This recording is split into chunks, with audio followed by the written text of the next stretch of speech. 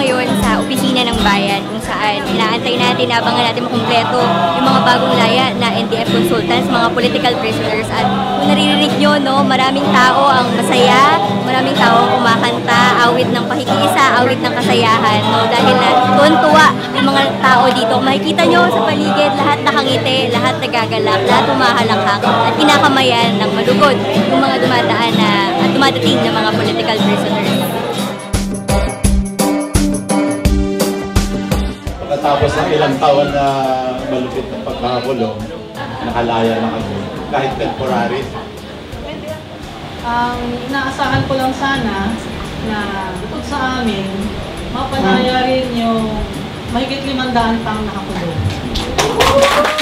Maraming dapat iayusin doon sa agenda, yung sa peace process, lalo na mga iahapag ng NDF na mga socio-economic, political, constitutional at iba pang major changes. Inaasahan na kung bubukas doon ng bagong rehimen ay magbubunga ng malaking kaluwagan at saka pag-unlad sa mga mayang Pilipino.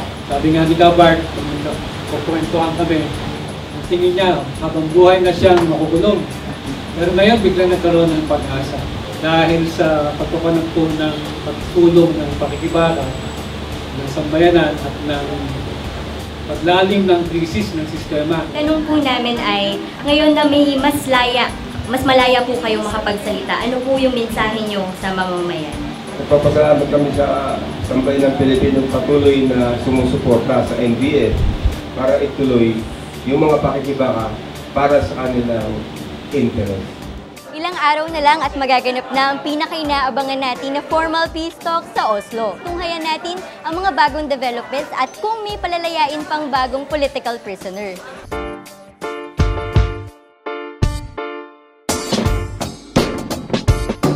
Ngayong araw ay may pinalayang bagong batch ng political prisoners, kasama ang mag-asawang Benito at Wilma Chamzon na sinasabing mga pinuno ng Communist Party of the Philippines.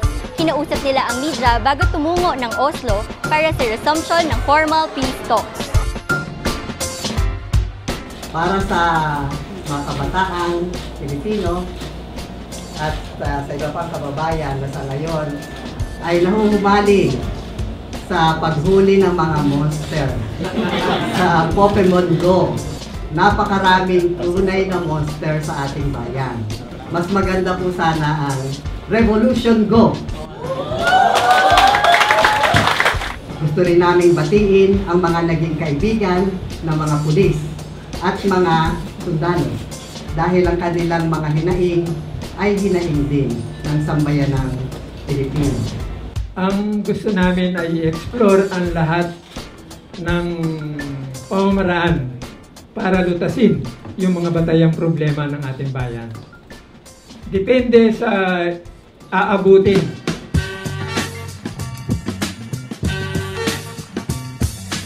Unit din sila ng mga people's organizations towards ng success sa pagsulong ng just and lasting peace. Muli, ako si Nin Sapalo, subaybayan natin ang susunod na mga kabanata. Let's talk peace! Let's talk peace! Let's talk peace!